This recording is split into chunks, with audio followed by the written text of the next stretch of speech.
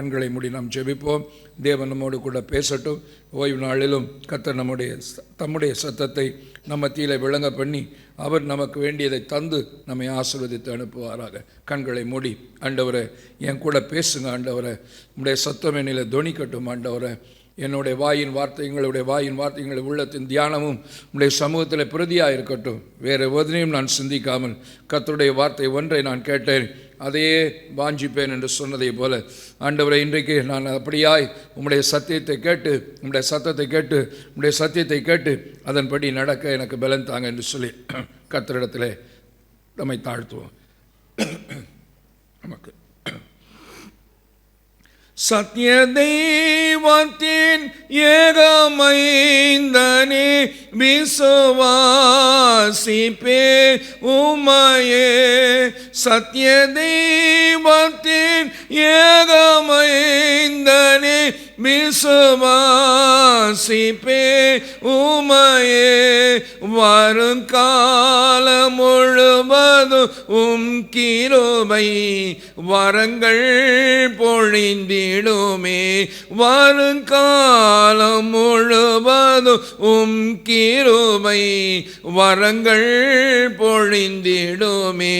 நன்றியோடு நான் துதி பாடுவேன் எந்தனே சுராஜனே.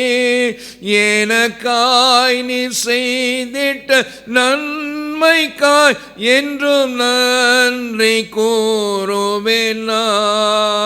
நன்றியோடு நான் துதி பாடுவேன் எந்தனே சுராஜனே. எனக்காய் நீ செய்திட்ட நன்மைக்காய் என்றும் நன்றி கூறுவேன். சத்திய தெய்வத்தின் ஏகமைந்தனே விசுவாசிப்பே உம்மையே. சத்திய தெய்வத்தின் ஏகமைந்தனே விசுவாசிப்பே உம்மையே. வருங்காலம் முழுவதும் உம் கிருபை வரங்கள் பொழிந்திடுமே. வருங்காலம் முழுவதும் உம் கிருபை வரங்கள் பொழிந்திடுமே. மகா இரக்கம் மிகுந்த கிருபையும் உள்ள நல்ல ஆண்டவரே, எனக்காய் நீர் செய்திட்ட நன்மைகள், எனக்காய் நீர் சிந்தித்த ரத்தம், எனக்காய் நீர் ஈந்திட்ட உம்முடைய ஜீவன், இதற்காக நான் என்றைக்கும் நன்றி உள்ளவனாக இருப்பேன் அப்பா. எனக்காய் செய்திட்ட நன்மைகள் என்று சொல்லும் பொழுது எனக்காய் சிந்திட்ட அந்த ரத்தம் என் கண் முன்பதாய் வந்து நிற்கிறதாப்பா. எனக்காக சிலுவையில் நீர் ஆண்டவரே தந்திட்ட உம்முடைய ஜீவன் எங்கள் கண்முன் என்பதாக வந்து நிற்கிறது ஆண்டவரே. ஆகவே தான் ஆண்டவரே உம்மை துதிக்கிறவர்களாய் உம்மை சோத்தரிக்கிறவர்களாய் உம்முடைய சமூகத்தில் வந்திருக்கிறோம். உம்முடைய மகிமையின் ஆவியானவர் தேவ தூதர்கள் எல்லாம் எங்கள் மத்தியில் இருக்கிறார்கள் என்று நம்பி உம்மை துதிக்கிறேன் ஆண்டவரே. உம்முடைய பிரசன்னத்தை இன்னும் அதிகமாக நாங்கள் உணரத்தக்கதாக. ஆம், கர்த்தர் என்னோடு கூட இருக்கிறார், என்னோடு கூட இருக்கிறார். நான் எப்பக்கத்தில் நெருக்கப்பட்டாலும் ஒடுங்கி போக மாட்டேன். நான் கீழே துன்பப்படுத்தப்பட்டாலும் கைவிடப்பட மாட்டேன். எந்த நேரத்திலும் சோர்ந்து போகாமல் இருப்பதற்கு மனமுறிந்து போக மாட்டேன். கீழே தள்ளப்பட்டால் கீழே விழுந்தாலும் நான் மரித்து போவதில்லை என்கிற நம்பிக்கை எங்களுக்குள்ளாக எழும்பத்தக்கதாக உம்முடைய மகிமை இறங்கி வருவதாக சோத்தரிக்கிறோம் ஆண்டவரே. உம்மை நன்றியோடு உம்மை துதிக்கிறேன். ஒவ்வொருவர் மேலும் உம்முடைய வல்லமை இறங்கி வருவதாக, உம்முடைய ஆறுதல் அளிக்கும் கரம் இறங்கி வருவதாக. ஒவ்வொரு முகத்திலும் இருக்கிற கண்ணீரை துடைப்பேன் என்று சொன்னீரேன். இந்த மலையிலே நான் மரணத்தை ஆண்டவர் கர்த்தர் ஜெயமாக விழுங்குவார், ஒவ்வொரு முகத்தில் இருக்கிற கண்ணீரை துடைப்பார் என்று ஏசாயா தீர்க்கதரிசியின் மூலமாய் உரைக்கப்பட்ட தீர்க்க தரிசன வாக்கு நிறைவேறத்தக்கதாக ஒவ்வொருவருடைய கண்களில் இருக்கிற கண்ணீரை துடைக்கும்படிக்காக உயிர்த்தெழுந்த ஜீவன், உயிர்த்தெழுந்த வல்லமை இறங்கி வருவதாக. தகப்பனே உமக்கு ஸ்தோத்திரம், உமக்கு நன்றி, உமக்கு நன்றி. ஒவ்வொருவர் மேலும் உடைய வல்லமை இறங்குவதாக. எல்லா சூன்யத்தின் ஆவிகளை சுட்டரிக்கிற அநேக சபையிலே அநேகருக்குள்ளாக இருக்கிற பலகீனத்தின் ஆவிகள் இப்பொழுது சுட்டரிக்கப்படுவதாக. உமக்கு ஸ்தோத்திரம் ஆண்டவரே. சபையில் இருக்கிற ஆண்டவர் நிறைய பேருக்கு சூன்யத்தின் ஆவிகளும் ஆண்டவர் பலகீனத்தின் ஆவிகள் இருக்கிறபடினால் அடிக்கடி பலகீனப்பட்டு போகிறார்கள். அடிக்கடி ஆண்டவர் மருத்துவ செலவுகள் ஏற்படுகிறது. எல்லா பலகீனத்தின் ஆவிகளும் எல்லா சூன்யத்தின் ஆவிகளும் நசரனாக இயேசுவின் நாமத்தினாலே ஆண்டவர் சபித்து அப்புறப்படுத்துகிற காரணம் என்ன என்று தெரியாது ஆனாலும் ஏதோ ஒரு பலகீனம், ஏதோ ஒரு சோர்வு, ஏதோ ஒரு மயக்கம், ஏதோ ஒரு நோவு ஆண்டவர் சரீரத்தில் இருந்து கொண்டே இருக்கும். எல்லா பலகீனத்தின் ஆவிகளையும் நசரனாக இயேசுவின் நாமத்தினாலே ஆண்டவர் கடிந்து அப்புறப்படுத்துகிற உயிர்த்தெழுந்த ஜீவன் இப்பொழுது ஒவ்வொரு சரீரத்தையும் ஆளுகை செய்வதாக. உமக்கு நன்றி, உமக்கு நன்றி, உமக்கு நன்றி. நீர் சிந்தின ரத்தம் எங்கள் மேலே தொளிக்கப்படுவதாக. நீர் கொடுத்த ஜீவன் எங்களுக்குள்ளாய் கடந்து வருவதாக. எங்களை பலப்படுத்துவதற்காக, எங்களை நன்மை செய்கிறவராய் சுற்றி திரிந்த தேவனே இறங்கி வருவராக. பரிசுத்தாவினால் நிரம்பி இருந்ததினாலே தானே நன்மை செய்கிறவராய் சுற்றி திரிந்த அந்த பரிசுத்தாவியானவர் இறங்கி வரும்படிக்காய் செபிக்கிறேன். உமக்கு நன்றி, உமக்கு நன்றி, உமக்கு நன்றி. ஒவ்வொரு மேலும் ரத்தத்தை தெளித்து உடைய உயிர்த்தெழுந்த ஜீவனை கொண்டு வருகிறேன். ஒவ்வொரு மேலும் சபையார் வந்திருக்கிற ஒவ்வொரு மேலும் உம்முடைய அபிஷேகம் இறங்கி வருவதாக. ஒவ்வொருவருக்காக வைக்கப்பட்டிருக்கிற அந்த தேவ தூதர்களும் பணிவிடை ஆவிகளும் அதை உணரத்தக்கதாக ஒவ்வொரு அருகிலும் உலாத்தும்படிக்காய் ஜெபிக்கிறேன். ஆண்டவர் இவர்களை காணத்தக்கதாக, இந்த தூதர்களையும் ஆண்டவர் பணிவிடை ஆவிகளும் காணத்தக்கதாக எங்கள் ஆண்டவர் பிரகாசம் உள்ள மனக்கண்களை தந்தருளுவீராக. என் கண்களை திறந்தருளுவீராக தகப்பனே. அவர்களை கண்டு உம்மை துதிக்க கர்த்தர் உதவி செய்வீராக. உமக்கு ஸ்தோத்திரம். எங்கள் மனக்கண்களால் கண்டு ஆண்டவர் எங்களுக்காக வைக்கப்பட்டிருக்கிற தூதர்களையும் எங்களுக்காக தந்தருளப்பட்டிருக்கிற பணிவிடை ஆவிகளும் எங்களோடு இருக்கிற பரிசுத்த ஆவியை அவர்கள் தரிசித்து நடக்க உதவி செய்வீராக. நன்றி, நன்றி, நன்றியோடு உம்மை துதிக்கிறேன் அப்பா. உம்முடைய மகிமை இறங்கி வந்து கொண்டிருப்பதற்காக, உலாத்தி கொண்டிருப்பதற்காக உமக்கு ஸ்தோத்திரம், உமக்கு ஸ்தோத்திரம், உமக்கு ஸ்தோத்திரம், உமக்கு ஸ்தோத்திரம். S my Lord. ஆண்டவர் எல்லா பலகீனத்தின் ஆவிகளும் எல்லா சூன்யத்தின் ஆவிகளும் புறப்பட்டு போகும்படிக்காய் ஜெபிக்கிறேன் அப்பா. உமக்கு நன்றி, உமக்கு நன்றி. மகிமையின் ஆவியானவர் இறங்கி வருவீராக. பிதாவின் ஆவியானவர் இறங்கி வருவீராக. சத்திய ஆவியாகிய தேற்றரவாளன் இறங்கி வருவீராக. உமக்கு நன்றி, உமக்கு நன்றி. சத்திய ஆவியாகிய தேற்றரவாளன் இறங்கி வருவீராக. மகிமையின் ஆவியானவர் இறங்கி வருவீராக. பிதாவின் ஆவியானவர் இறங்கி வருவீராக. உயிர்த்தெழுந்த ஜீவன், உண்மையுள்ள தேவனுடைய உயிர்த்தெழுந்த ஜீவன் இறங்கி வரும்படிக்காய் ஜெபிக்கிறேன் அப்பா.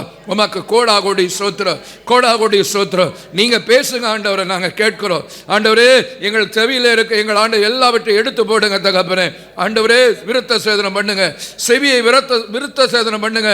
இருதயத்தை விருத்த சேதனம் பண்ணுங்க. நீர் விரும்புகிற காரியம் எங்களில் காணப்பட உதவி செய்யுங்க ஆண்டவரே. உமக்கு ஸ்தோத்திரம் ஆண்டவரே, உமக்கு ஸ்தோத்திரம், உமக்கு ஸ்தோத்திரம். ஞானமுள்ள ஒரு இருதயத்தை தாரும் என்று சொல்லி ஆண்டவரே ஆண்டு சாலமோன் கேட்டான். ஆண்டவரே, சுத்த இருதயம் இருந்தால்தான் தேவனை தரிசிக்க முடியும் என்று வேதம் சொல்லுகிறது. ஆண்டவரே, எங்களுக்கு நன்றி உள்ள கூடவே நன்றி உள்ள ஒரு இருதயத்தை தாங்க. அன்புள்ள இருதயத்தை குறித்து ரோமர் 5:5 சொல்லுகிறது. ஆண்டவரே, ஆண்டவரே, சுத்த இருதயம், நன்றி உள்ள இருதயம், ஆண்டவரே, அன்புள்ள இருதயம், ஆண்டவரே, உமக்கு பெரிய ஞானமுள்ள ஒரு இருதயம் எங்களுக்குள்ளாய் சிருஷ்டிப்பீராக. ஏனென்று சொன்னால் எங்கள் இருதயம் மகா கேடு உள்ளது, திருக்குள்ளதுமாக இருக்கிறது. அந்த கல்லானது அந்த இருதயத்தை எடுத்து போட்டு சதையான இருதயத்தை தாங்க. ஞானமுள்ள ஒரு இருதயம். கர்த்தர் தான் ஞானமுள்ளவர், அவர் தான் எனக்கு உதவி செய்ய வல்லவர் என்கிற ஞானமுள்ள ஒரு இருதயத்தை எங்களுக்கு தாங்கப்பா. கர்த்தரை நேசிக்கத்தக்கதான ஒரு அன்புள்ள ஒரு இருதயத்தை எங்களுக்கு தாங்கப்பா. சுத்தமுள்ள ஒரு இருதயத்தை தாங்க. தேவனை தரிசிக்க நான் ஆவலாயிருக்கிறேன். சுத்தமுள்ள ஒரு இருதயத்தை தாங்கப்பா. உணர்வுள்ள ஒரு இருதயத்தையும், நன்றி உணர்வு, விசேஷ விதமாய் நன்றி உணர்வுள்ள ஒரு இருதயத்தையும் எங்களுக்கு நீ தரும்படிக்காய் செபிக்கிற. நீர் அப்படி தந்திருப்பதற்காக உமக்கு ஸ்தோத்திரம். நீங்க பேசுங்க ஆண்டவரை, நாங்கள் கேட்கட்டும். இயேசுவின் நாமத்தினால் செபிக்கிற ஆண்டவரே, உம்முடைய பரிசுத்தாவின் வல்லமையும் பிதாவின் ஆவியானவருடைய பிரசன்னத்தையும் இயேசு கிறிஸ்துவின் நாமத்தினாலே எடுத்துக்கொள்ளுகிறேன் நல்ல பிதாவே. ஆமென், ஆமென். ஆமோஸ் தீர்க்கதரிசியின் புஸ்தகம் 5ஆம் அதிகாரம் 4ஆம் வசனம் இப்படியாய் சொல்லுகிறது. இஸ்ரவேல் ஜனங்களை பார்த்து, இஸ்ரவேல் மக்களை பார்த்து கர்த்தர் சொல்லுகிற காரியம், என்னை தேடுங்கள் அப்பொழுது பிழைப்பீர்கள் என்று ஆண்டவர் சொல்லுகிறார். என்னை தேடுங்கள் அப்பொழுது நீங்கள் பிழைப்பீர்கள். அதே அதிகாரம் 6ஆம் வசனத்தில் சொல்லுகிறது, கர்த்தரை தேடுங்கள் அப்பொழுது பிழைப்பீர்கள். அதற்கு முந்தின வசனம் சொல்கிறது, கில்காலுக்கு போகாதிருங்கள், இங்கே போகாதிருங்கள், கர்த்தரை மற்றும் தேடுங்கள் என்று சொல்லி வேதம் அழகாக சொல்லுகிறது. ஆண்டவரை தேடுங்கள் அப்பொழுது பிழைப்பீர்கள். இந்த உலகம் மகா மோசமான ஒரு உலகம், வஞ்சகம் நிறைந்த ஒரு உலகம், மகா மோசமான உலகம், வாசப்படியில் பாவம் படுத்திருக்கிற ஒரு உலகம், பாவமான உலகம், வஞ்சகமான உலகம், யாரை துரோகம் செய்கிற உலகம் என்றெல்லாம் வேதத்தில் நாம் அறிந்திருக்கிறோம். யாரையும் நம்ப முடியாது. பெற்றவர்களை நம்ப முடியாது, யாரை நம்ப முடியாது என்றெல்லாம் வேதம் சொல்கிறது. நம்ப முடியாத காரியங்கள் எல்லாம் நம்முடைய வாழ்க்கையில் நடந்து கொண்டிருக்கிறது. ஆகவே தான் இந்த உலகத்திலே நீங்கள் பிழைக்க வேண்டும் என்று சொன்னால் ஆண்டவர் அழகாய் சொன்னார், மனுஷன் அப்பத்தினால மட்டுமல்ல தேவனுடைய வாயிலிருந்து பிறக்கிற ஒவ்வொரு வார்த்தையினாலும் பிழைப்பான் என்று சொன்னவர் இன்றைக்கு சொல்லி இருக்கிறார், என்னை தேடுங்கள் அப்பொழுதுதான் பிழைப்பீர்கள். இந்த உலகம் ஒரு பாவம் நிறைந்த உலகம், வஞ்சகம் நிறைந்த உலகம், இப்படியாய் முதுகலை குத்துகிற உலகம், கூட இருந்து நமக்கு குழி தோண்டுகிற உலகமாய் இருக்கிறது. இந்த உலகத்திலே பிழைக்க வேண்டும் என்று சொன்னால் ஆண்டவரை தேட வேண்டும் என்று வேதம் மிக அழகாக சொல்லுகிறதாக பார்க்கிறோம். ஆகவே தான் மார்க் எழுதின லூக்கா எழுதின சுவிசேஷம் 12ஆம் அதிகாரம் 31ஆம் வசனத்திலே வாசித்து பார்க்கும்பொழுது, அஞ்ஞானிகள் உலகத்தில் உள்ளவைகளெல்லாம் நாடி தேடுகிறார்கள். 12:31 இப்படி சொல்லுகிறது, உலகத்தில் உள்ள ஞானிகள் எல்லாம் அது வேண்டும் இது வேண்டும் என்று தேடிக்கொண்டு இருக்கிறார்கள். தேவனுடைய ராஜ்யத்தை தேடுங்கள், பிறகு எல்லாம் உங்களை கூட கொடுக்கப்படும் என்று சொல்லப்பட்டு இருக்கிறது. இதற்கு ஒரு வசனத்தை கூட்டி 6:33 மத்தேயு 6:33 சொல்லுகிறது, முதலாவது தேவனுடைய ராஜ்யத்தின் நீதியும் தேடுங்கள், பிறகு உங்களுக்கு எல்லாம் கூட கொடுக்கப்படும் என்று சொல்லப்பட்டிருக்கிறது. பிரியமானவர்களே, இந்த உலகத்தில் பிழைக்கணும் என்று சொன்னால் நம்முடைய ஆத்துமா பிழைக்கணும், சரீர பிரகாரமாக பிழைக்கணும். ஆத்துமா கொழுமையான பதார்த்தங்களினால் திருப்தியாக்கப்பட்டதாக இருக்கணும். அதே சமயத்தில் நம்முடைய வயிறும் நிரம்ப வேண்டும், சரீரமும் ஆகவே தான் ஆண்டவர் சொன்னார், முதலாவது தேவனுடைய ராஜ்யத்தின் நீதியை தேடுங்கள், பிறகு நீங்கள் கேட்கறது எல்லாம் உங்களுக்கு கூட கொடுக்கப்படும் என்று சொல்லி ஆண்டவர் சொன்னதாக வேதத்தில் சொல்லப்பட்டு இருக்கிறது. 34:10 சங்கீதம் 34:10 வாசித்து பாருங்கள். வேதம் அழகாக சொல்லுகிறது, சிங்க குட்டிகள் பட்டினி கிடந்து தாழ்ச்சியடையும் கர்த்தரை தேடுகிறவர்களுக்கு ஒரு நன்மையும் குறைவுபடாது என்று சொல்லப்பட்டு இருக்கிறது. ஆண்டவர் நமக்கு ஒரு நன்மையும் நமக்கு ஒரு நன்மையும் குறைவில்லாமல் ஆண்டவர் கொடுக்கிறவராய் இருக்கிறார். ஒரு நன்மையும் குறைவுபட்டு போவதில்லை, நிறைவாய் அந்த நன்மைகள் நம்மை சேருகிறதாக இருக்கிறது. அடிக்கடி நம்முடைய போதகர் சொல்லுகிற வார்த்தை கொலைசேர் 3ஆம் அதிகாரம் 1ஆம் வசனம், நீங்கள் கிறிஸ்துவோடு கூட எழுந்தது உண்டானால் இப்பொழுது இந்த உலகத்துக்குரிய காரியத்தை அல்ல, பரலோகத்துக்குரிய காரியம், தேவனுடைய வலது பாரசத்திலே இருக்கிற இருக்கிற வீட்டிருக்கிற மேலான வகைகளை தேடுங்கள் என்று சொல்லி வேதம் மிக அழகாக சொல்லுகிறது. தேடுங்கள் தேடுங்கள், நிறைய வார்த்தை இருக்கிறது. தேடுங்கள் அப்பொழுது கண்டடைவீர்கள். தேடுங்கள் தேடுங்கள் என்று சொன்னால் என்ன அர்த்தம் என்பதை குறித்து தான் உங்களோடு கூட பேசும்படிக்காக தேவன் பலப்படுத்தி அனுப்பியிருக்கிறார். தேடுங்கள், ஆண்டவரை தேடணும், நம்ம பிழைக்க ஆண்டவரை தேடணும், நம்ம தாழ்ச்சி அடையாமல் இருக்கணும் என்று சொன்னால் ஆண்டவரை தேடணும். சிங்க குட்டிகள் பட்டினி கிடந்து தாழ்ச்சி அடையணும். நீ பட்டினி கிடக்காமல் இருக்கணும்னா ஒன்றும் பிள்ளைகளும் தலைமுறைகளின் தேவன் நம்மை போஷிக்க வேண்டும் என்று சொன்னால் அவரை தேட வேண்டும் என்ற வேதம் சொல்லுகிறது. முதலாவது தேவனுடைய ராஜ்யத்தையும் நீதியும் தேடுங்கள், பிறகெல்லாம் கூட கொடுக்கப்படும் என்று சொன்ன காரியங்கள். இன்றைக்கி நிறைய நேரத்தில் நினைக்கிறோம், ஆண்டவர் எங்கே காண போயிட்டார் போலுக்கு தேடணும்னு சொல்லிட்டு. ஆண்டவர் அப்படி தான் ஆண்டவர் எல்லாரும் தேடினாங்க. ஆண்டவர் சொன்னார், இந்த ஊமையில் ஆண்டவர் 2 ஊமையை சொன்னார். ஒருவனுக்கு 100 ஆடுகள் இருந்தது, ஒரு ஆடு காணாமல் போயிட்டது. அந்த காணாமல் போன ஆட்டை ஆண்டவர் தேடி போனார். அதே போல் காணாமல் போன ஆட்டை தேடி வந்தேன் என்று சொல்கிறார். இப்போ ஒரு வெள்ளிக்காசு காணாமல் போய்விட்டது, தேடி வந்தேன் என்று சொல்கிறார். அதே போல தான் சவுல் ராஜாவாக முன்பதாக 2 கழுதைகள் அவனுடைய தகப்பனுடைய கழுதைகள் காணாமல் போய்விட்டது.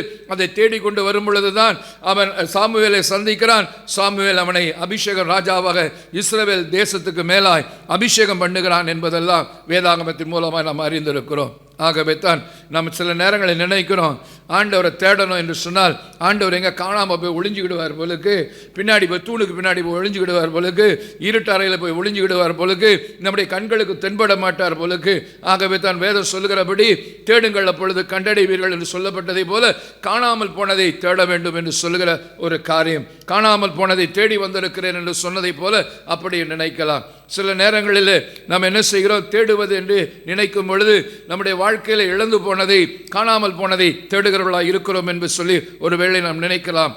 லூக்கா எழுதின சுவிசேஷம் 24ஆம் அதிகாரம் 5ஆம் வசனம் சொல்லுகிறது, உயிருள்ளவரை நீங்கள் மரித்தோரிடத்தில் தேடுகிறது என்ன என்ற ஒரு வசனம். என் வாழ்க்கையை புரட்டி போட்ட வசனங்களில் ஒரு வசனம் இது. உயிருள்ளவரை மரித்தோரிடத்தில் தேடுகிறது என்ன, எந்த பொருளை எங்கே தேடணும்னு தெரிந்து வைத்து இருக்க வேண்டும். மீனை தேட வேண்டும் என்று சொன்னால் தண்ணீரில் தான் மீனை தேடணுமே தவிர தரையில் மீனை தேட முடியாது. அதே போலத்தான் உயிருள்ள தேவனை தேட வேண்டும் என்று சொன்னால், உயிருள்ளவரை தேட வேண்டும் என்று சொன்னால் மரித்தோரிடத்தில் தேடாமல் உயிருள்ள தேவ இடத்திலே தான் தேட வேண்டும். ஆகவே தான் ஆண்டவர் சொன்னார், கர்த்தரை தேடு. கர்த்தர் ஆவியாக இருக்கிறார். ஆவியான தேவனை ஆவியோடு கருத்தோடு உண்மையோடு கூட தொழுது கொள்ள வேண்டும் என்று சொன்னார். இன்றைக்கு ஆண்டவரை தொழுது கொள்ள, ஆண்டவர் ஆவியாய் இருக்கிறார், உயிருள்ளவராய் இருக்கிறார். அவரை தேடுகிற நாம் தான் மரித்தோரிடத்தில் தேடுகிறவர்களாய் அப்படி இருக்குவார்களானால் முட்டாள்களாய் இருப்போம் என்று வேதம் நமக்கு அழகாக சொல்லுகிறது. தேவ தூதன் அன்னைக்கு கேட்டான். அன்னைக்கு கல்லறையிலே ஆண்டவர் உயிர்த்தெழுந்த பிறகு ஆண்டவரை தேடிக்கொண்டவர்களை பார்த்து, முட்டாள்தனமாக தேடுகிறீர்களே என்று சொல்லி தேவதூதன் கேட்டான். உயிருள்ள தேவனை, உயிருள்ள தேவனை, உயிர் தெழுந்தவரை மரித்தோரிடத்தில் தேடுகிறது. தேவன் ஆவியாயிருக்கிறார். அந்த ஆவியான தேவனை ஆவியோடு கருத்தோடு உண்மையோடு கூட தொழுது கொள்ள வேண்டுமே தவிர மற்ற விதத்தில் நீங்கள் தொழுது கொள்வதென்றால் அது முட்டாள்தனமான தொழுகையாக முட்டாள்தனமான ஆராதனையாக இருக்கும் என்று சொல்லப்பட்டிருக்குது. எனவே தான் ரோமர் 12:1 சொல்லப்பட்டிருக்குது, இதுவே நீங்கள் செய்யத்தக்கதான புத்தி உள்ள ஆராதனை என்று சொல்லப்பட்டிருக்குது. நம்மை ஜீவ பலியாய் ஒப்பு கொடுப்பது தான் புத்தி உள்ள ஆராதனை என்று வேதத்தில் மிக அழகாக சொல்லப்பட்டிருக்கிறது. பிரியமானவர்களே, இன்னைக்கு ஆண்டவரை தேடணும் என்று சொன்னால் நம்ம நினைக்கிறோம் ஆண்டவர் எங்கே இப்போ ஒளிஞ்சுக்கிடுவார் பொழுது. எம்மாவு சீஷர்கள் விஷயத்தில் அப்படி தான் இருந்தது என்றெல்லாம் நம்ம பார்த்து கொண்டு இருக்கிறோம். God will hide himself. ஆண்டவர் என்ன செய்கிறாரு? தன்னை மறைத்து கொள்ளுகிறார். ஆண்டவர் நம்மை தூரம் போகிற காட்டப்படுகிறார். ஆண்டவர் எங்கேயோ இருக்கிறாரு, அவரை தேடணும். அவர் பரலோகத்தில் இருக்கிறார் பொழுது அவரை தேடணும் என்று சொல்லி தேடுங்கள் என்று சொல்லும் பொழுது காமனாக, நார்மலாக, ஜென்ரலாக, பொதுவாக நம்முடைய மனதில் எழும்பக்கூடிய காரியம் ஆண்டவர் எங்கோ மறைந்து இருக்கிறார் போல இருக்கிறது, அவரை நம்ம தேடணும் என்று சொல்லி. ஆனால் ஆண்டவர் நம்முடைய வாழ்க்கையில் இல்லை போலுக்கு, so that we should seek him என்று சொல்லுகிற ஒரு எண்ணம் நமக்கு இருக்கும். ஆனால் அப்படி அல்ல. ஆவியானவர் 3 காரியங்களை உங்களோடு கூட பேசும்படிக்கு என்னை பலப்படுத்தி அனுப்பியிருக்கிறார். ஆண்டவரை தேடுவது என்பது இந்த 3 பரிமாணங்கள் உள்ள ஒரு காரியம். If you want to seek the God, இந்த 3 காரியமும் நம்முடைய வாழ்க்கையில் இருந்தால்தான் ஆண்டவரை தேடுகிறவர்களாய் நாம் காணப்படுகிறோம். அல்லது ஆண்டவரை தேடுங்கள் என்பதற்கு இந்த 3 பரிமாணங்கள் நம்முடைய வாழ்க்கையிலே காணப்பட வேண்டும். முதலாவதான காரியம் என்னென்று சொல்லும் பொழுது, ஆண்டவர் 3 காரியங்களை நாம் பார்க்கும்போது ஆண்டவர் நம்மை தேடுங்கள் என்று சொல்லுகிறார்.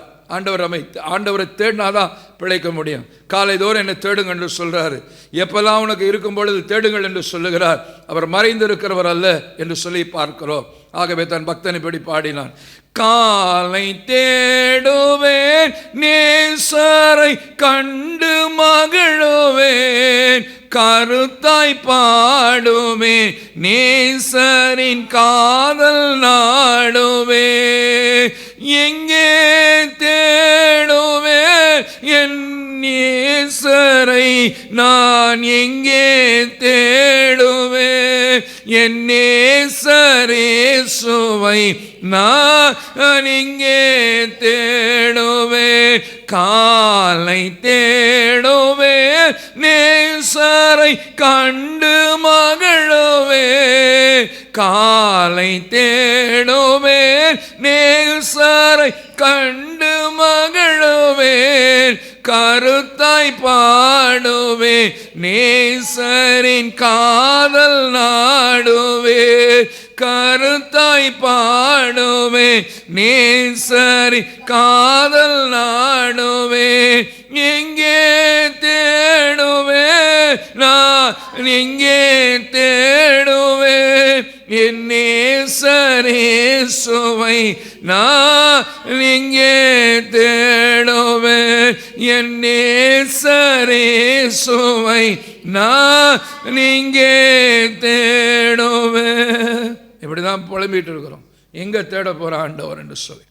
நம்முடைய வாழ்க்கையில் இந்த 3 காரியங்கள் இருக்குமானால், நாம் தியானிக்க போகிற 3 காரியங்கள் ஆண்டவர் சொன்னால் சாதாரண காரியங்கள் நம்முடைய வாழ்க்கையில், ஒவ்வொரு கிறிஸ்தவனுடைய வாழ்க்கையில் இருக்கக்கூடிய அடிப்படையான ஒரு 3 காரியங்கள் நம்முடைய வாழ்க்கையில் காணப்படுமானால் நாம் ஆண்டவரை தேடுகிறவர்களாக இருப்போம். இல்லாவிட்டால் ஆண்டவரை தேடுகிறவர்களாக இல்லாமல் இருப்போம். பிழைக்க வழி தெரிந்தும் பிழைக்க முடியாதவர்களாக இருப்போம் என்று சொல்லி பரிசுத்த ஆவியானவர் நம்மோடு கூட பேசி கொண்டிருக்கிறார். முதலாவதாக சொல்லுகிற காரியம், ஆண்டவரை தேடுறதுனா என்ன என்று நீங்கள் அறிந்து கொள்ள வேண்டும். What is the meaning of seeking the God? ஆண்டவரை தேடணும்னா அப்படியே தேடிட்டு இருக்கோம் அப்படின்னு சொன்னால், எங்கள் ரோட்டில் போய் தேடுறதா, நான் உன்னத பாட்டில் சொல்லுவாங்க, நான் அங்கே தேடினேன், நேசர் அங்கே தேடினேன், இங்கே தேடினேன், காணலை என்று சொல்ல. மலையில மட்டுமல்ல, எருசலேமில் மட்டுமல்ல, எங்கும் தேவனை தொழுது கொள்ளும் காலம் வரும் என்று சொல்லி ஆண்டவர் சமாரிய பெண்ணிடத்தில் சொல்லியிருக்கிறார். ஆகவே தொழுது கொள்ளுகிற விதத்தை சொன்னார் ஆண்டவர்.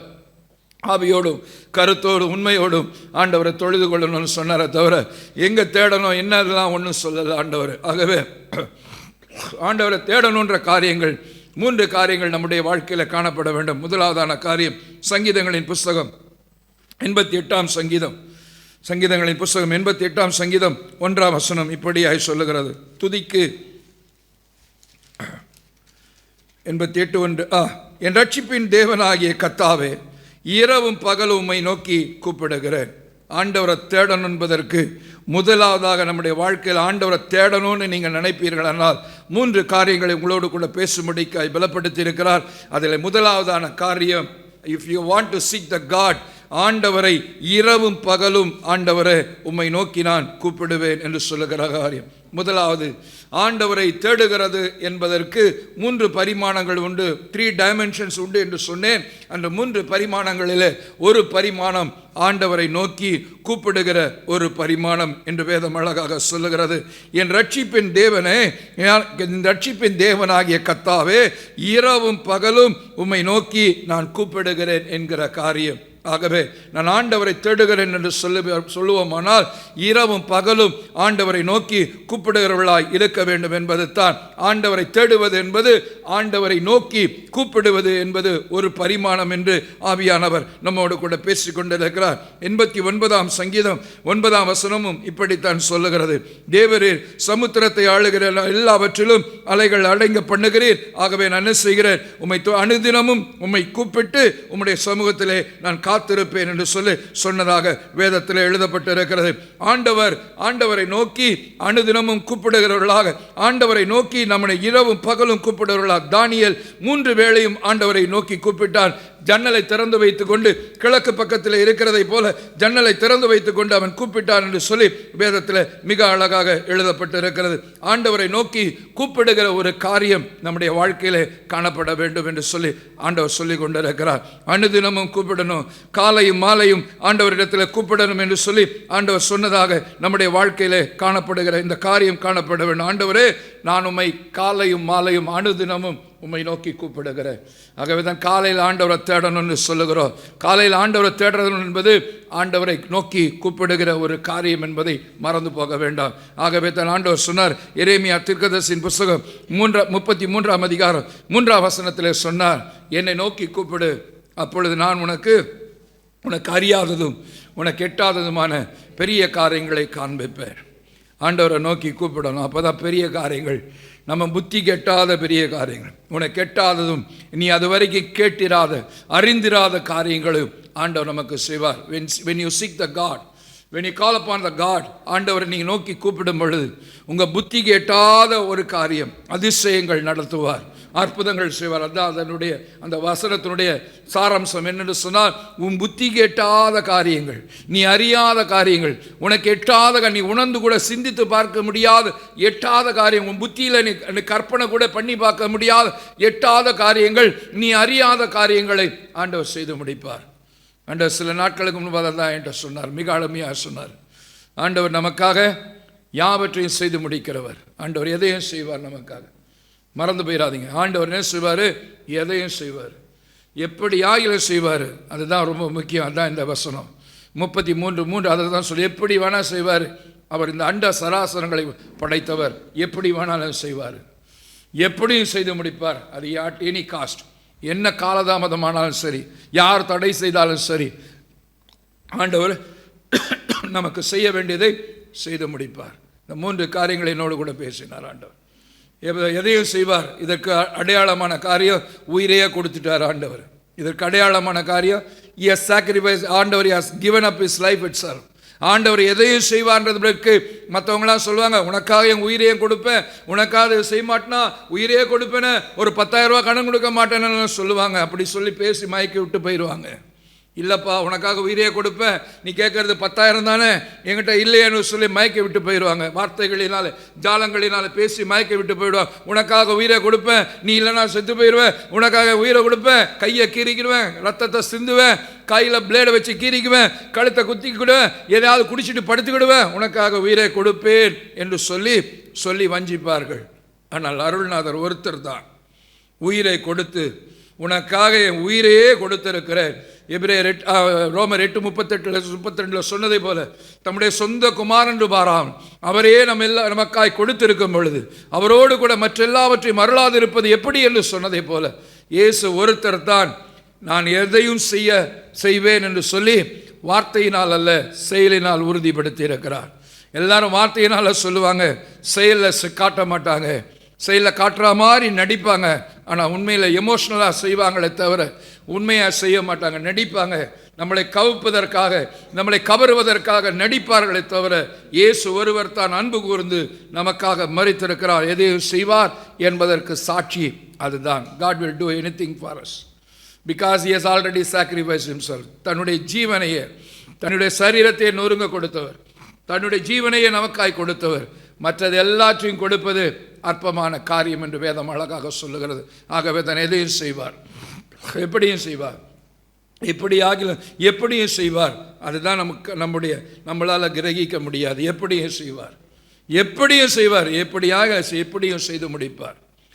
அதுக்கு உதாரணமாக சொல்லுகிற காரியம், சில நாட்களுக்கு முன்பதாக சில மாதங்களுக்கு முன்பதாக அதிகாலை வேளையில் ஒரு தரிசனத்தை கண்டேன். ஒரு காரியம், என்னை சுற்றி ஒரு 10-15 சிங்கங்கள் இருக்கிறது.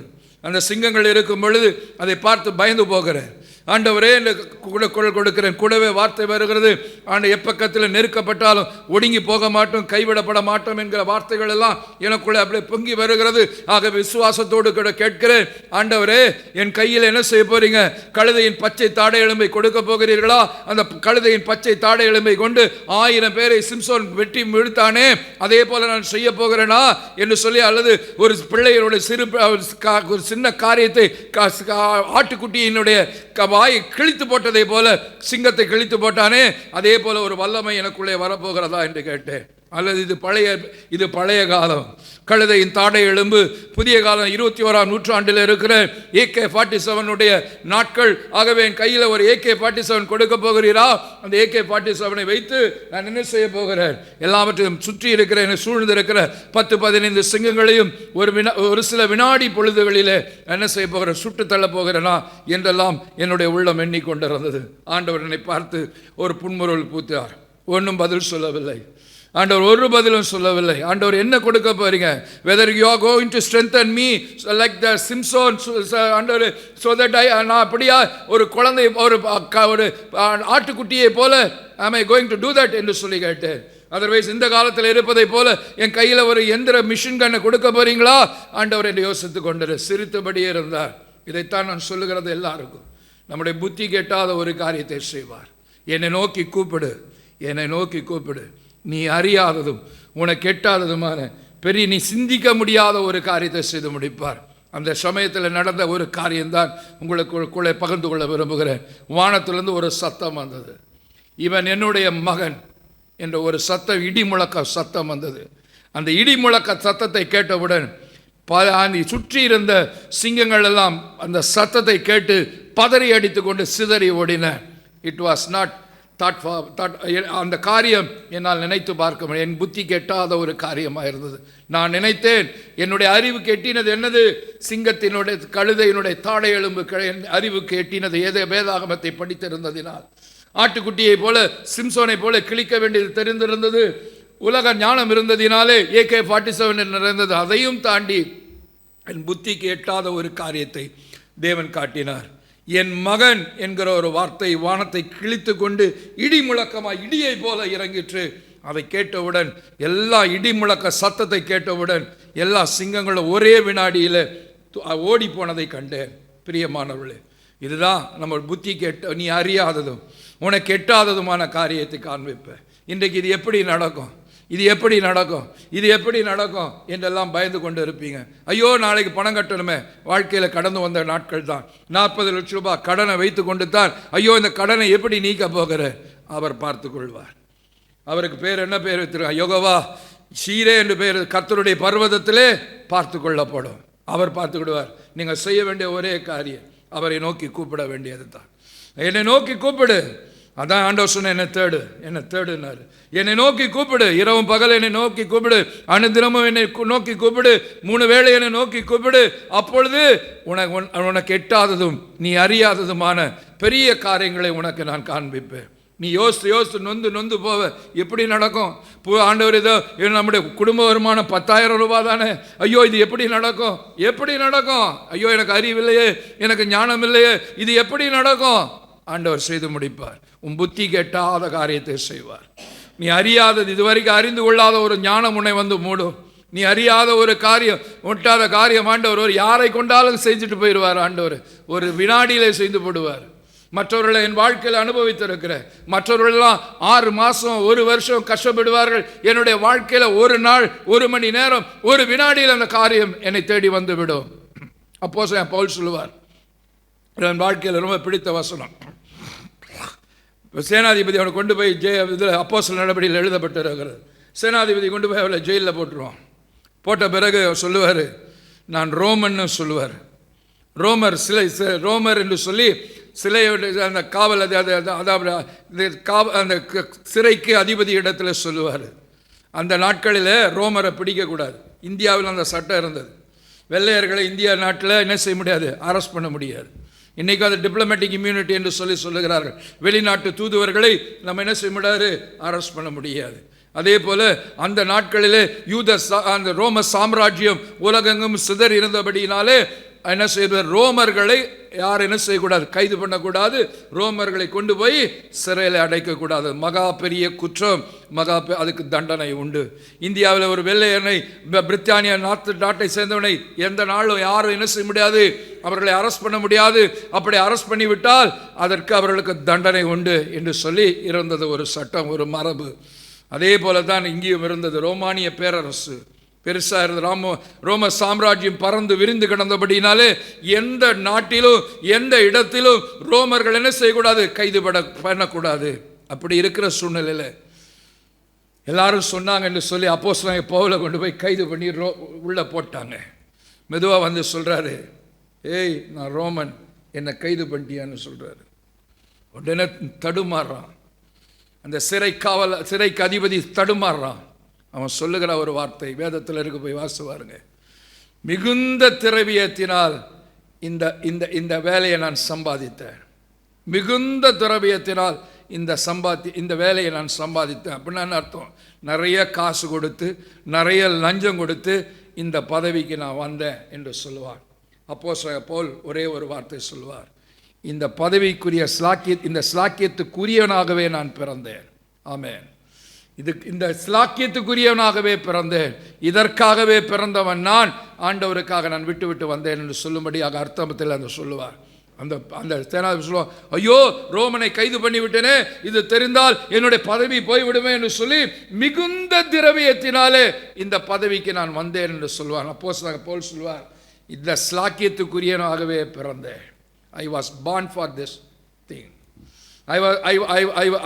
இதற்காகவே நான் பிறந்தேன். இந்த ஸ்லாக்கியத்திற்காகவே, ரோமனாக அப்படி அதிபதியாக இருப்பதற்காகவே நான் பிறந்தேன். கிறிஸ்துவுக்காக யாவற்றின் நஷ்டமும் குப்பையும் என்று விட்டுவிட்டேன் என்று சொல்வார். என் வாழ்க்கை புரட்டி போட்ட சம்பவங்களில் அதுவும் உண்டு இந்த வார்த்தை. இந்த ஸ்லாக்கியத்துக்குரியவனாகவே பிறந்தேன், அது எனக்கு வேண்டாம், ஐ டோன்ட் லைக் திஸ் என்று சொல்லிவிட்டு போகிற காரியங்கள். ஆகவே தான் பிரியமானவர்களே, உங்கள் புத்தி கேட்டாத ஒரு காரியத்தை செய்வார். நீங்கள் நினச்சி பார்ப்பீங்க, மரியாள் அப்படி தான் கேட்டா. மரியாள் என்ன கேட்டா, ஐயோ நான் புருஷனை அறியனே, உன்ட்ட ஒரு குழந்தை பிறக்கும், அவருக்கு இயேசு என்று பெயர் விடுவாயாக. இயேசு என்பதற்கு இப்படிலாம் இருக்க வேறு அர்த்தம்லாம் சொல்லப்பட்டு இருக்கிறது. உடனே பதறி போகிறான். அவன் நினைச்சது அதுதான். குழந்தை பெற்றுக்கிறதுனா என்ன, கல்யாணம் ஒரு பொண்ணு பார்க்கப்படணும், நிச்சயதார்த்தம் நடக்கணும், கல்யாணம் நடக்கணும், பிறகு அவங்க குடும்பம் நடத்தணும், அப்புறம் ஒரு குழந்தை பிறக்கணும். உடனே குழந்தை பிறகுதுன்னா எப்படி புருஷனை அறியேனே, எனக்கு ஒன்றும் புருஷனை நியமிக்கப்படலையே என்று சொல்லுகிற ஒரு சூழ்நிலை.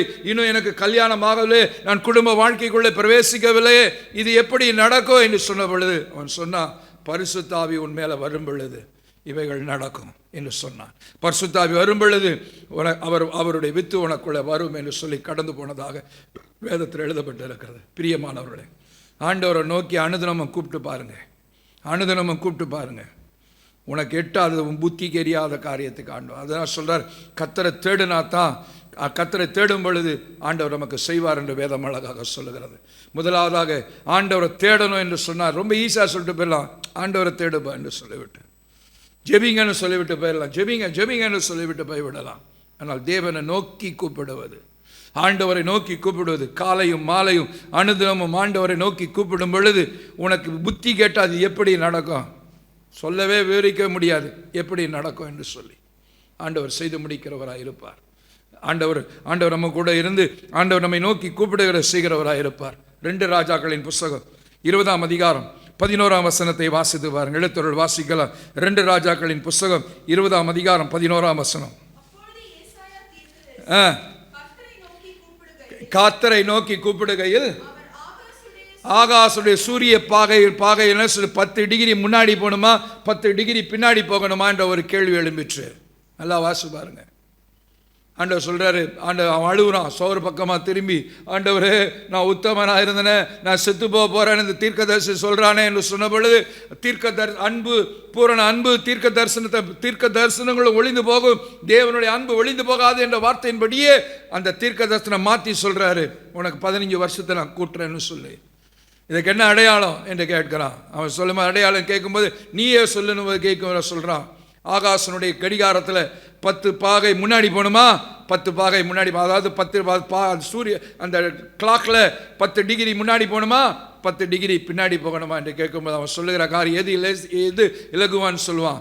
முன்னாடி போகிறது ஈஸி என்று சொல்லுவான், பின்னாடி போகிறது தான் கஷ்டம். அப்படிதான் எழுதியிருக்கிறது. முன்னாடி போவது ஈஸி, பின்னாடி போவது கஷ்டம். ஆகவே ஆகாசனுடைய பாகையில் 10 டிகிரி என்ன செய்யணும், என் வாழ்க்கையில் 10 நாள் என்ன செய்யணும், திரும்ப போகணும். நடக்காதுன்னு நினைச்சான், ஆண்டவர் நடத்தி காட்டினார். அப்பொழுது திரும்ப வாசிங்க இப்போ அந்த வசனத்தை. அப்பொழுது ஏசாயா தீர்க்கதரிசி கர்த்தரை நோக்கி கூப்பிடுகையில் அவர் ஆகாசுடைய நடுகடிகாரத்தில் பாகைக்கு பாகை முன்போன சாயை 10 பாகை செய்தார். 10 பாகை பின்னிட்டு செய்தார், கர்த்தரை நோக்கி கூப்பிடுகையில். ஆமென். ஆண்டவரை தேடினீங்கன்னா போதும், ஆண்டவரை தேடினீங்கன்னா போதும். ஆண்டவர் இல்லாதவைகளை என் வாழ்க்கையில் சொல்லிகிட்டே போகலாம். எம்எல் சீட் எப்படி கிடைத்தது நிறைய தடவை சொல்லியிருக்கிறேன். இல்லாதவைகளை இருக்கிறவைகளை போல பேர் சொல்லி அழைத்தார். 3 மார்க் இல்லை 900 மார்க்குக்கு 3 மார்க் இல்லை, 45% 3 மார்க் இல்லை 897 மார்க்கு தான். 3 மார்க் இல்லாதவைகளை இருக்கிறவைகளை போல கூப்பிட்டு தான் என் புத்திக்கு எட்டாததை செய்தார் ஆண்டவர். என்னால் அறிந்து கொள்ள முடியாது. ஆண்டவரை நோக்கி கூப்பிடும் பொழுது வேதம் மிக அழகாக சொல்லுகிறது, ஆண்டவரை நோக்கி கூப்பிடுகையில், ஆண்டவரை தேடும் பொழுது ஆண்டவர் நமக்கு பெரிய அற்புதங்களை செய்கிறவர். இதுதான் அற்புதம்னு சொல்றோம். புத்தி கெட்டாதது, மனுஷர்கள் அறிவுக்கு அப்பாற்பட்டது, மருத்துவர்களால் செய்ய முடியும். மருத்துவர்கள் கைவிட்டுருவாங்க, அவ்வளோதான் நீ போச்சு, 6 மாதம் 3 மாதம்னுவாங்க. மரித்தவர்களை உயிரோடு கூட எழுப்புவது, பிசாசை விரட்டி உடனடியாக சுகத்தை கொடுப்பது, அற்புதங்களை செய்வது தேவனை நோக்கி கூப்பிடும் பொழுது என்று வேதம் சொல்கிறது. யாத்திராகம புஸ்தகம் 15ஆம் அதிகாரம் 25ஆம் வசனத்தை வாசித்து பாருங்கள். அவர்களுக்கு ஆண்டவரை நோக்கி கூப்பிட்டார்கள், மோசே கூப்பிட்டான். அவங்க வந்தாங்க, மாரா என்ற இடத்திற்கு வருகிறார்கள். அந்த இடத்துல தண்ணீர் கசப்பாக இருக்கிறது, கசந்து போன மாறா. உடனே எல்லாரும் ஒருவரோடு பேசி எல்லாரும் விரோதமாய் பேசுகிறார்கள். அந்த இடத்துல 15:45 இப்படி 15ஆம் அதிகாரம் 25ஆம் வசனம் இப்படி சொல்லுகிறது. இடத்துல வாசிக்கலாம். மோசே கர்த்தரை நோக்கி கூப்பிட்டான். கர்த்தர் ஒரு மரத்தை காண்பித்தார். அது வரைக்கும் அவனுக்கு தெரியாது, இந்த மரத்தை கொண்டு போய் போட்டா மாறாவின் கசப்பு தண்ணீரா மாறும்னு சொல்லாது. ஒரு மரத்தை காட்டினாரு. இந்த மரத்தை கொண்டு போய் மோசே கர்த்தரை நோக்கி கூப்பிட்டார், ஒரு மரத்தை காண்பித்தார். அவன் அந்த தண்ணீரில் போட்ட உடனே அது மதுரமான தண்ணீராக மாறிவிட்டது. எங்கிருந்து அந்த அறிவு வந்துச்சு மோசைக்கு? மோசை என்ன பாட்னிஸ்டா? பாட்னி படித்தவரா? அவருக்கு என்ன தாவரங்களை பற்றிலாம் தெரியுமா? தெரியாது. ஒரு மரத்தை காட்டுகிறார், போ தூக்கி போடு என்று சொல்லி தூக்கி போட்ட உடனே தான் தேவன் கொடுக்கிற ஞானம். நீ உனக்கு அறிவு கெட்டாத ஒரு ஞானம் வரும். இன்னைக்கு எல்லாரும் அப்படியே யோசிக்கிறாங்க, அதை செய்யலாமா இதை செய்யலாமா என்று சொல்லி. ஒரே விஷயத்தில் ஒரே நொடியில் புரட்டி போட்டுட்டு போயிடுவார் ஆண்டவர். நம்முடைய ஆண்டவர் அப்படிப்பட்ட, ஏன்னா அண்ட சராசரங்களை படைத்தவர் அவர் தானே. அவர் தானே சட்டத்திட்டங்களை கொடுத்தவர். சட்டத்திட்டத்தையே மாற்றக்கூடிய அதிகாரம் பெற்றவர் என் அருள்நாதர் ஒருத்தர் தான். ஆகவே தன் மேலே சொல்கிறது, அவரை நோக்கி கூப்பிடு, அப்பொழுது உனக்கு எட்டாததும் உனக்கு அறியாததுமான பெரிய காரியங்களை உனக்கு காண்பிப்பேன், உன் கண்கள் காணும். இதான் இந்த மரத்தை பாரு, தூக்கி போடும் பாரு. அது வரைக்கும் அவனுக்கு அது அறிவு கிடையாது.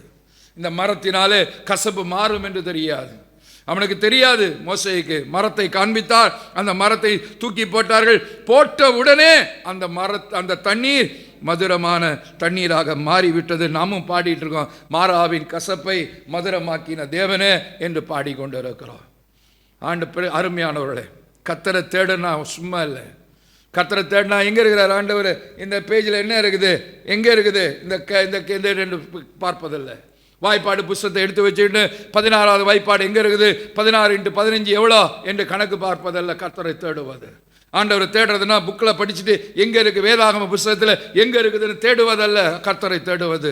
கர்த்தரை தேடுவது என்று சொன்னால் இரவும் பகலும் என் நேரமும் கணுதினமும் கர்த்தரை நோக்கி கூப்பிடுகிற ஒரு காரியம். அப்படி கூப்பிடுகிற வேளையில் தேவன் பெரிய காரியங்களை நமக்கு செய்கிறவராக இருக்கிறார். யோசுவாவின் புஸ்தகம் 24ஆம் அதிகாரம் 7ஆம் வசனத்தை வாசித்து பாருங்கள். யோசுவா 24:7.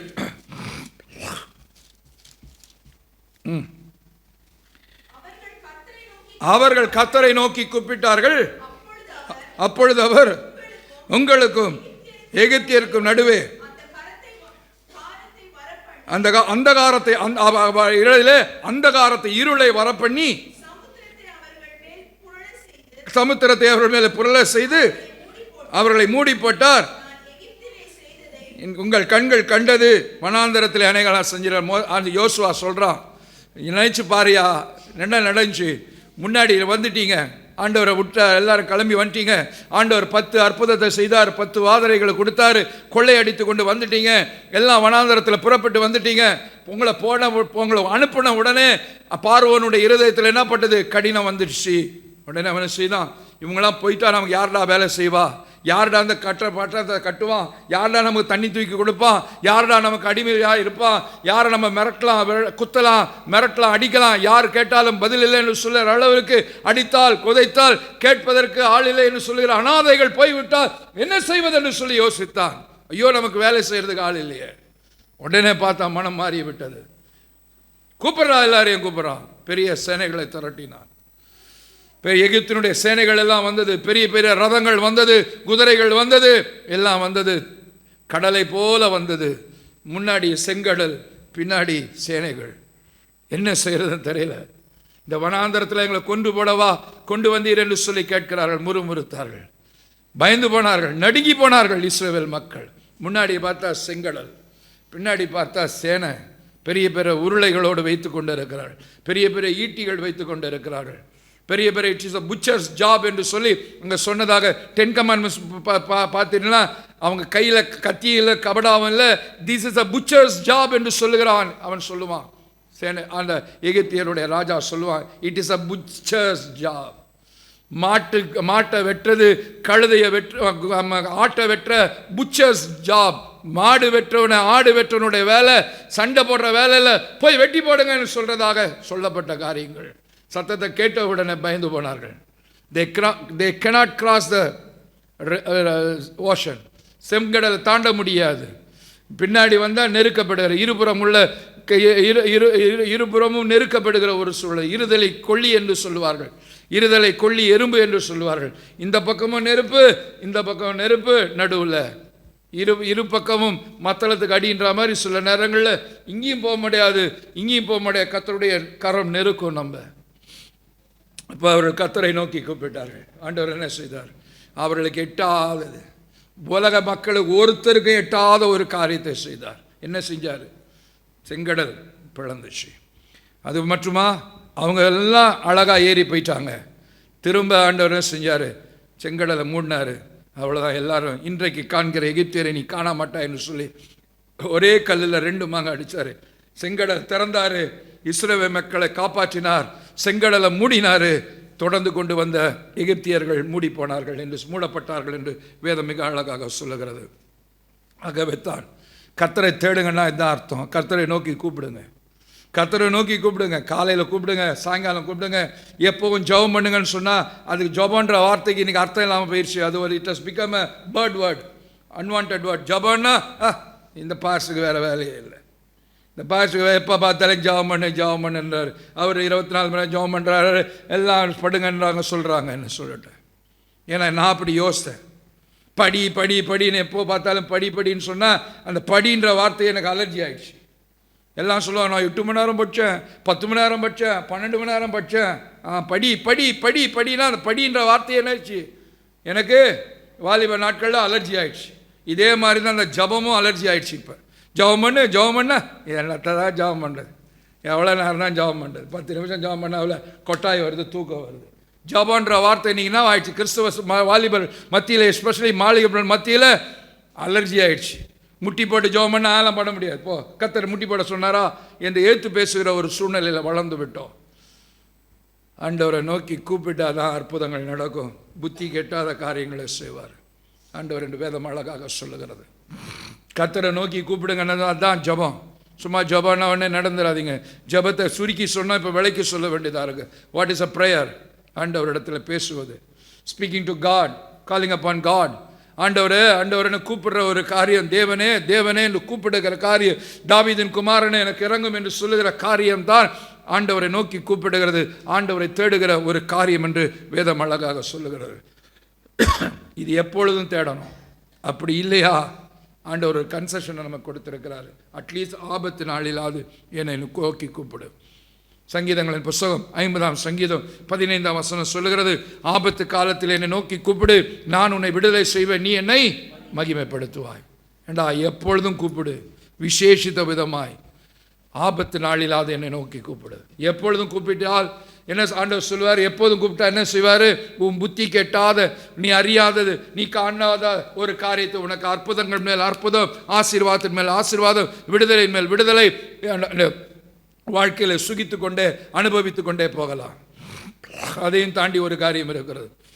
அவன் டெய்லி தான் கூப்பிடலனா கூட ஆபத்து நாளிலாவது என்னை நோக்கி கூப்பிடு, ஆபத்து காலத்தில் என்னை நோக்கி கூப்பிடு, நான் உன்னை விடுதலை செய்வேன், நீ என்னை மகிமைப்படுத்துவாய். கர்த்தரை தேடுவது ஆபத்து காலத்திலேயாவது ஆண்டவரை தேடுங்க என்று சொல்லுகிற காரியம். கர்த்தரை உபவாசித்து தேடு என்று சொல்லுவோம். பிரச்சனை வந்தவுடனே சத்தத்தை அதிகப்படுத்து என்று சொல்லுவோம். முன்னடப்பார் பின்னடப்பார் அதட்டினார்கள் பருதி மேயுவ.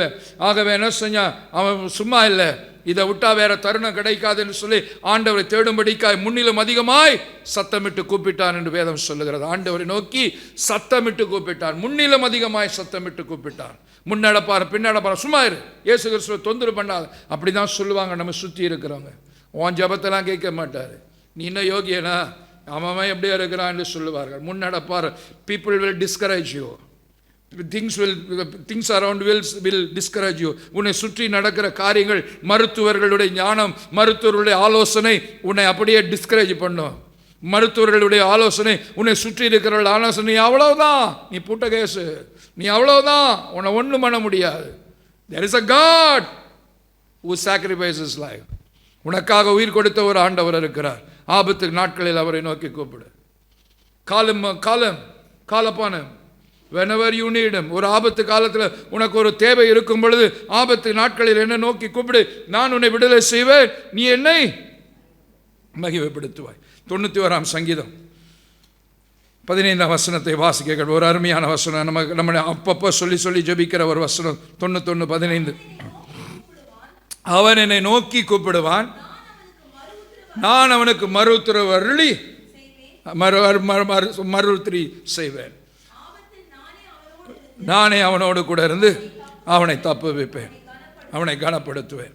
ஆபத்து நாட்களில் என்னை நோக்கி கூப்பிடுவான் என் மகன் என்னை நோக்கி கூப்பிடுவா, நான் அவருக்கு நினைச்சுவேன், கூப்பிடுறதுக்கு முன்னாடியே பதில் கொடுப்பேன். வாயில் சொல்புற அறிந்திருக்கிற தேவன், அவன் கூப்பிடும் பொழுதே நான் பதில் கொடுத்து, கண்ணீருக்கு ஜெபத்துக்கு உடனே பதில் கொடுக்கிற மாதிரி கொடுத்து, ஆபத்திலே நானே கூட இருப்பேன், வேற யாரும் இருக்க மாட்டாங்க, நானே கூட இருப்பேன். ஆமென்.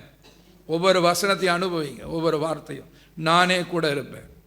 ஆபத்து நாளில் யாரையும் அனுப்பிச்சிட மாட்டார், நானே கூட இருப்பேன். நான் இப்போ ஊருக்கு போகும்போது அவனை பார்த்துக்கன்னு சொல்லி விட்டுட்டு போகிறதில்ல, நானே ஆபத்து நாட்களில் கூட இருப்பேன். நானே அவனோடு இருந்து அவனை தப்புவித்து அவனை கனம் பண்ணுவேன். 3 காரியங்களை செய்வார் ஆண்டவர். நம்மோடு கூட இருப்பார். ஆறுகளை கடக்கும் பொழுது நம்மோடு இருப்பார். அக்கினியில வேகாதபடி காப்பார். நம்மை கனப்படுத்துவார். நம்மோடு கூட இருந்து நம்மை விடுவித்ததோடு கூட மட்டுமல்ல, உயர்த்தி காண்பிப்பார், கனப்படுத்துவார். இதெல்லாம் அனுபவிக்கிறவங்களுக்கு தான் இந்த வசனத்தெல்லாம் அப்படியே உள்ள வாங்கணும். 91ஆம் சங்கீதம் எத்தனையோ முறை படிச்சிருக்கிறோம், மனப்பாடம் பண்ணியிருக்கிறோம். 15ஆம் வசனம் அழகா சொல்லுகிறது, நானே அவன் கூட இருப்பேன். அவன் என்னை நோக்கி கூப்பிடுவான், ஆபத்து நாட்களிலே நான் மருத்துவ கொடுப்பேன். நானே அந்த மகளோடு கூட இருப்பேன். நானே அந்த மகனோடு கூட இருப்பேன். அவனை என்ன செய்வேன்? தப்பு வைப்பேன். அந்த பிரச்சனைக்கு நான் தப்பு வைப்பேன். தப்பு வைத்தது மட்டுமல்ல, அந்த பிரச்சனையினால் வந்த எல்லா காரியத்துக்கு மேலாய் அவனை கிரவுன் பண்ணி அலங்காரம் பண்ணி கனப்படுத்துவேன். இந்த பிரச்சனைகளினால் ஒரு நாள் செட்பேக் ஆகிருக்கலாம், பின்னாடி 10 அடி பின்னாடி போயிருக்கலாம். நீங்கள் நம்முடைய வாழ்க்கையில் வந்த ஒரு சில டிராபேக்ஸ்னால, ஒரு சில ஆபத்தினால என்ன செய்யலாம்? ஒரு 10 அடி பின்னாடி போயிருக்கலாம், ஒரு 10 அடி கீழே இறங்கி இருக்கலாம். ஆனால் ஆண்டவர் சொல்லுவார், நீ மூணு முழம் சறுக்கிட்டியா என்று சொல்லுவார். ஜான் சறுக்கிட்டியா, நான் முழம் ஏற்றி விடுவேன்னு சொல்லுவாங்க. ஆனால் உலகத்தில் என்ன சொல்லுவாங்க? பழமொழி, ஜான் ஏறினா முழம் சறுக்குதுன்பாங்க. ஆனால் கர்த்தருடைய பிள்ளைகளுக்கு ஜான் சறுக்கினால் முழம் ஏறுகிறவர்களாக இருப்போம். ஆமென், ஆமென். நமக்கு ஒரு ஜான் தான் சறுக்கும், ஆனால் ஒரு முழம் ஏறுவோம். ஆனால் உலக பழமொழி சொல்லுது, ஜான் ஏறினா முழம் சறுக்கும்னு சொல்லுவாங்க. அது உலக பிரகாரமான பழமொழி. ஆனால் கிறிஸ்தவர்களுக்கு ஒரு பழமொழி உண்டு, எனக்கு ஜான் சறுக்கினால் நீ முழம் ஏறுவாய். உன்னை ஏற்றுகிறவர் கர்த்தர், உன்னை உயர்த்துகிறவர் கர்த்தர் என்று சொல்லி வேதத்தில் அழகாக சொல்லப்பட்டிருக்கிறது. 107ஆம் சங்கீதம் 6ஆம் வசனம், 19ஆம் வசனம், 13ஆம் வசனத்தைலாம் வாசி பாருங்க. ஆண்டவரின் தங்கள் ஆபத்திலே கர்த்தரை நோக்கி கூப்பிட்டார்கள், அவர்கள் இக்கட்டுகள் இருந்து அவர்களை ஆண்டவர் விடுவித்தார் என்று சொல்லப்பட்டிருக்கிறது. 13ஆம் வசனமும் அதைத்தான் சொல்லுகிறது. தங்கள் ஆபத்திலே கர்த்தரை நோக்கி கூப்பிட்டார்கள், அவர்கள் இக்கட்டுகளில் இருந்து அவர்களை நீக்கலாக்கி ரட்சித்தார் என்று சொல்லப்பட்டிருக்கிறது. முதலிலே விடுவித்தார் என்று சொல்லப்பட்டிருக்கிறது 6ஆவது வசனத்திலே. 13ஆம் வசனத்திலே ரட்சித்தார் என்று சொல்லப்பட்டிருக்கிறது. 19ஆம் வசனத்தையும் வாசித்து பாருங்கள், அவர்களை நீங்களாக்கி ரட்சிக்கிறார் என்று வேதம் சொல்லுகிறது. எல்லாவற்றிலும் ஆபத்திலே நோக்கி கூப்பிடும் பொழுது நானே அவனோடு கூட இருந்து அவனை தப்புவித்து அவனை கனப்படுத்துவேன் என்று சொன்ன ஆண்டவர் இவைகளை சொன்னதாக வேதத்திலே எழுதப்பட்டிருக்கிறது. என்னை நோக்கி கூப்பிட எண்ணி இன்னல் துன்ப நேரத்திலோ, என்னை நோக்கி கூப்பிட எண்ணி இன்னல் துன்ப நேரத்திலோ கருத்தா ஆரித்து என்னை கனிவோடு என்னை தேற்றிடுமே, கருத்தாய் விசாரித்து என்னும் கனிவோடு என்னை தேற்றிடுமே, திருப்பாதம் நம்பி வந்தே கிருபை நிறை இயேசுவே, தமதன்பை கண்டடைந்தே தேவ சமூகத்திலே, தமதன்பை கண்டடைந்தே தேவ சமூகத்திலே, என்னை நோக்கி கூப்பிட என்றே இன்னல் துன்ப நேரத்திலோ, என்னை நோக்கி கூப்பிட என்றே நேரத்திலோ கருத்தாய் விசாரித்து என்று கனிவோடு என்னை நோக்கிடுமே, கருத்தாய் விசாரித்து என்றோ கனிவோடு என்னை நோக்கிடுமே, திருப்பாதம் நம்பி வந்தே கிருபை நிறை தமதன்பை கண்டடைந்தே தேவ சமூகத்திலே, தமதன்பை கண்டடைந்தே தேவ சமூகத்திலே. ஆண்டவரை தேடணும். ஆண்டவர் ஆபத்து நாளிலாவது ஆண்டவரை தேடுங்க. உனக்கு தமிழும் கிடைக்கும் போதெல்லாம் ஆண்டு வேதம் சொல்லுது, ஆண்டவரை என்ன செய்யணும்? தேடணும்னு சொல்லப்பட்டு இருக்கிறது. அவரை கண்டடைய சக்க சமயத்தில் தேடுங்க. அதுவே இன்றைக்கே ரட்சணை நாள், இன்றைக்கே ஆசீர்வாதத்தின் நாள் என்று ஆண்டவர் சொல்லியிருக்கிறார். இன்றைக்கே கர்த்தரை தேடுங்க. இன்றைக்கே கர்த்தரை நோக்கி உங்கள் ஆபத்து நாட்களில், உங்களை கடன் தொல்லையில், பிரச்சனைகளில், வியாதிகளில் எல்லாவற்றிலும் கர்த்தரை நோக்கி பார்க்கும் பொழுது தேவன் உங்களோடு கூட இருந்து உங்களை தப்பு வைத்து உங்களை கனம் பண்ணுகிறவராக இருப்பார். இது தீர்க்க தரிசன வார்த்தையாய் உங்கள் மேலே இறங்கி வருகிறது. நானே அவனோடு இருந்து, நானே அவனை விடுவித்து, நானே அவனை கனப்படுவேன் என்கிற வார்த்தை யார் யார் இன்றைக்கு இக்கட்டுகளில், பாடுகளில், ஆபத்து நாட்களில் இருக்கிறீர்களோ உங்களுக்காக வருகிற ஒரு வார்த்தையாக கர்த்தர் இதை வைத்திருக்கிறார். 2 நாளாகமம் புஸ்தகம் 33ஆம் அதிகாரம் 12ஆம் வசனத்தை வாசிக்க கேட்போம். 2 நாளாகமம் 33:12.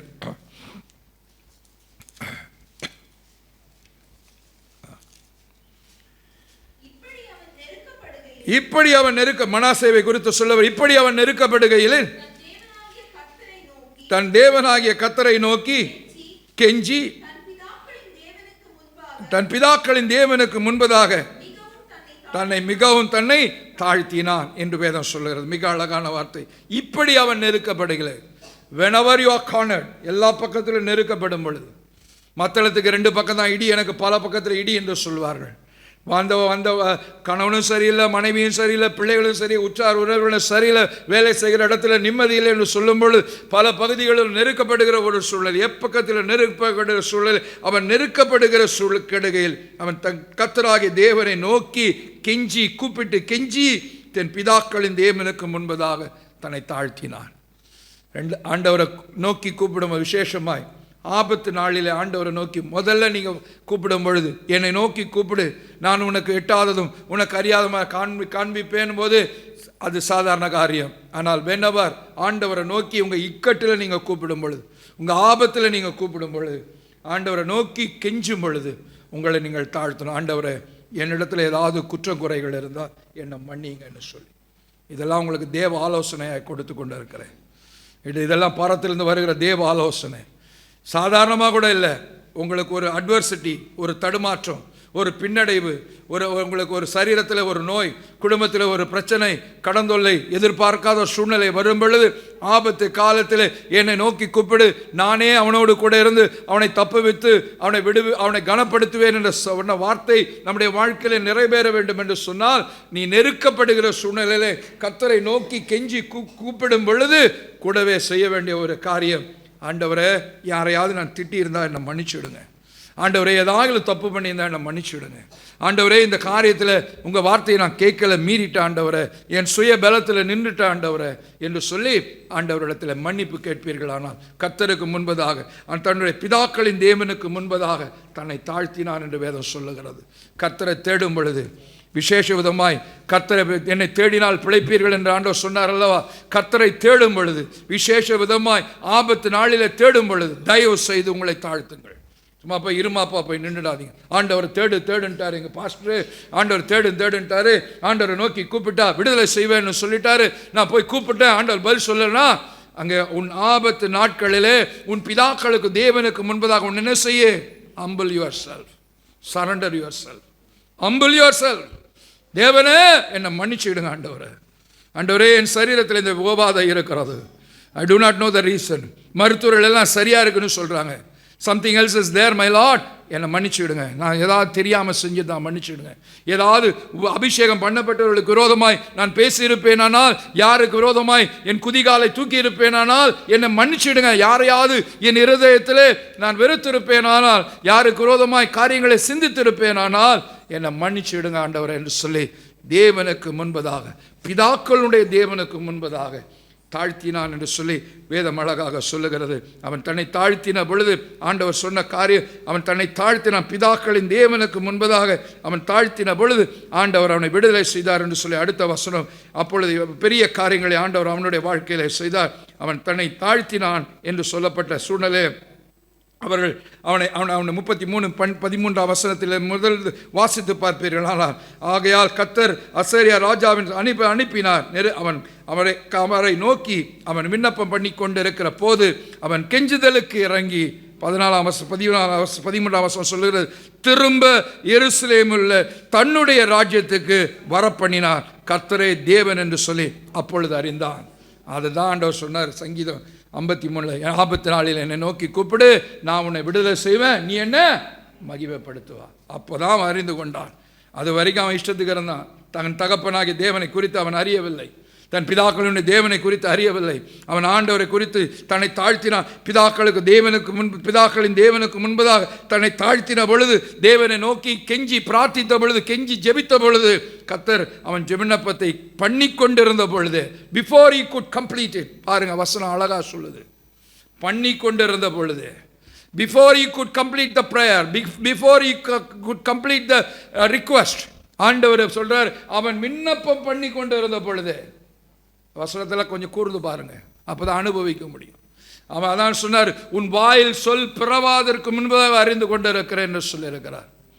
ஆண்டவர் இன்னொரு இடத்துல சொல்லியிருக்கார், ஏசாயா தீர்க்கதரிசி புத்தகத்தில் சொல்லிறார், அவன் கூப்பிடுவதற்கு முன்பதாகவே நான் அவனுக்கு என்ன செய்வேன், பதில் கொடுப்பேன். அவன் கண்ணீருக்கு உடனே என்ன செய்வேன், நான் பதில் கொடுத்து அவனுக்கு விடுதலை செய்வேன் என்று சொல்லி ஆண்டவர் சொன்னதாக வேதத்தில் மிக அழகாக எழுதப்பட்டிருக்கிறது. ஆண்டவர் அவன் கண்ணீருக்கு பதில் கொடுக்கிற தேவன். அவன் ஜபம் பண்ணி முடிக்கிறதற்கு முன்பதாகவே, அவன் விண்ணப்பம் பண்ணி கொண்டிருக்கும் பொழுதே அவன் கெஞ்சுதலுக்கு இறங்கி, that is God so swift. ஆண்டவர் அவ்வளோ வேகமானவர். மற்றவங்களாம் கூட நாளைக்கு வரும்பாங்க.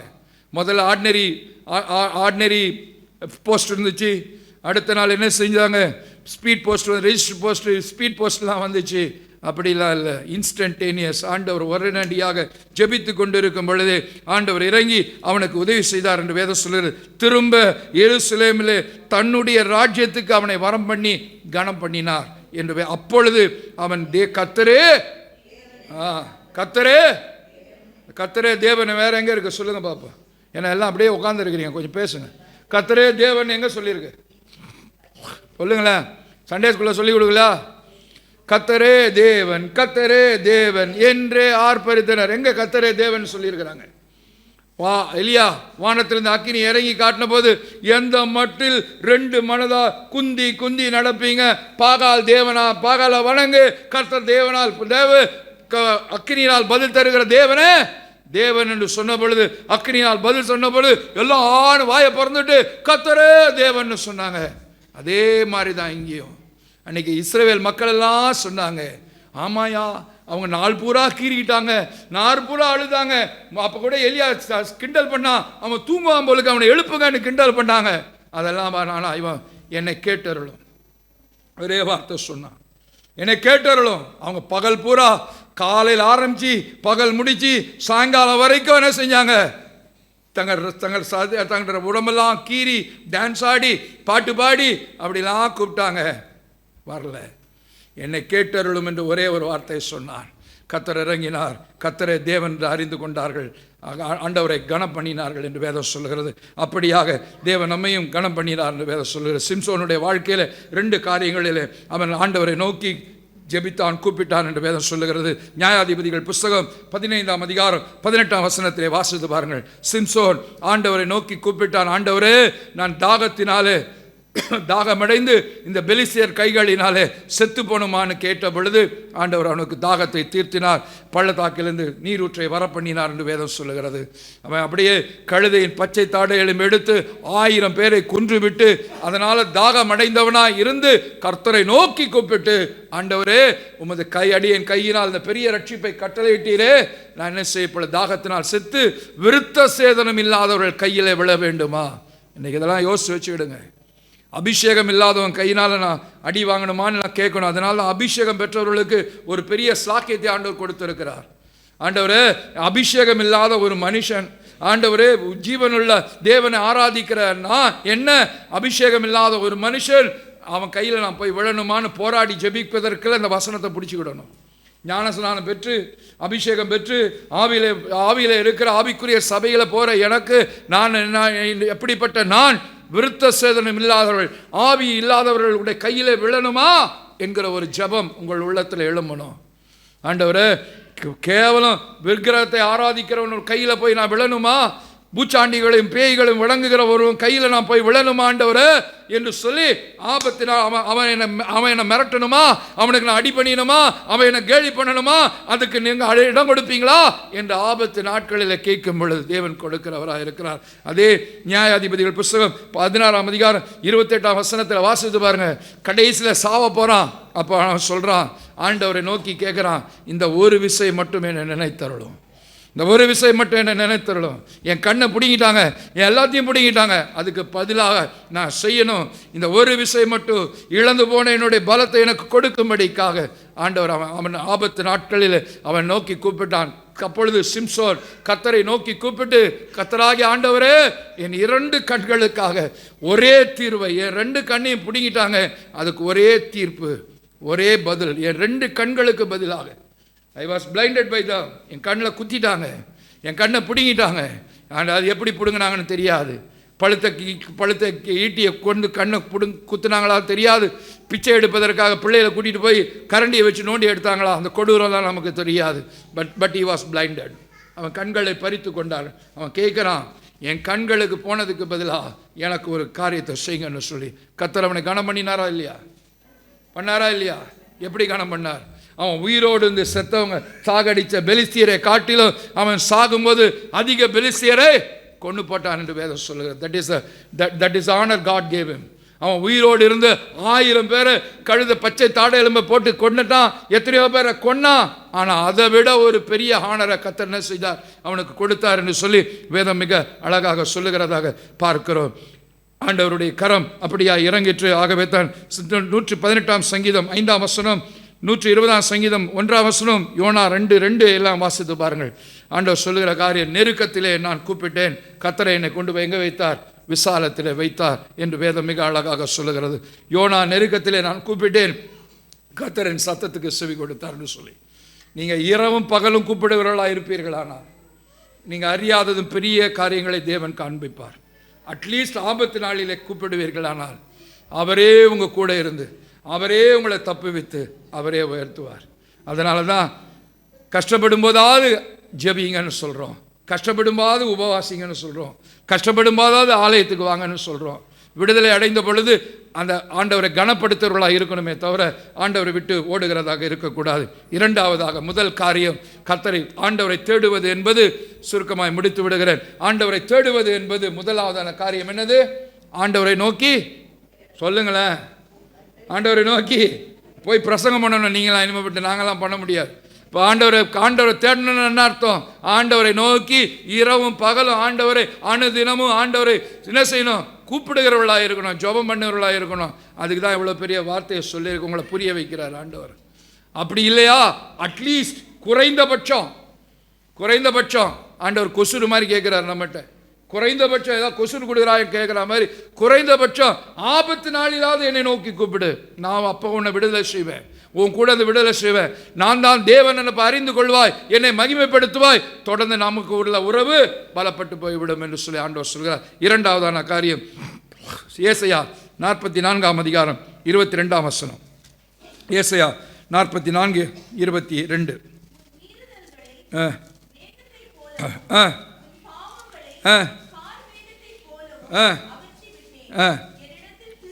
என்னிடத்தில் திரும்ப. ஆண்டவரை தேடணும்னா ஆண்டவரை கூப்பிடணும், ஆண்டவரை நோக்கி பார்க்கணும், ஆண்டவரை நோக்கி ஓடுகிறவர்களாக இருக்க வேண்டும் என்று சொல்கிறது. பிலிப்பியர் 3ஆம் அதிகாரம் 12, 13, 14ஆம் வசனத்தை வாசிக்க கேட்போம். பிலிப்பியர் அப்போஸ்தலனாகிய பவுல் பிலிப்பியருக்கு எழுதின நிருபம் 3ஆம் அதிகாரம், நான் அடைந்தாயிற்று, முற்றும் தேறினவனாயிற்றேன் என்று எண்ணாமல் கிறிஸ்து இயேசுவினால் எதற்காக பிடிக்கப்பட்டேனோ அதை பிடித்துக் கொள்ளும்படிக்கு ஆசையாய் தொடருகிறேன். சகோதரரே, அதை பிடித்துக் கொண்டேன் என்று எண்ணுகிறதில்லை, ஒன்று செய்கிறேன், பின்னானவைகளை மறந்து முன்னானவைகளை நாடி கிறிஸ்து இயேசுக்குள் தேவன் அழைத்த பரம அழைப்பின் பந்தய பொருளுக்காக லக்கை நோக்கி தொடருகிறேன். ஆண்டவரை தேடுறேன்னா ஓடிட்டே இருக்கணும். நீங்கள் உட்கார்ற இடம் இல்லை, லக்கை நோக்கி ஆண்டவரை நோக்கி ஓடுகிறவர்களாக இருக்கணும், ஆண்டவரை நோக்கி கூப்பிடுகிறவர்களாக இருக்கணும். ஆண்டவரை நோக்கி பார்க்கிறவர்களாய் இருக்கணும். ஆண்டவரை நோக்கி ஓடுகிறவர்களாய் இருக்க வேண்டும் என்று சொல்லி வேதம் அழகாக சொல்லுகிறது. எபிரேயர் 13ஆம் அதிகாரம் 14ஆம் வசனத்தை வேதம் இப்படியாய் சொல்லுகிறது. நிலையான நகரம் நமக்கு இங்கே இல்லை, வரப்போகிறதை நாடி தேடுகிறோம், நடப்போகிறதை நாடி ஓடுகிறோம். அதற்கு தான் வசனம் தொடுகிறது, தேடுகிறேன் என்று சொல்லப்பட்டு இருக்கிறது. அப்போஸ்தலர் 17ஆம் அதிகாரம் 27ஆம் வசனத்தை வாசித்து பாருங்கள். அழகான வசனம். அப்போஸ்தலர் 17:27.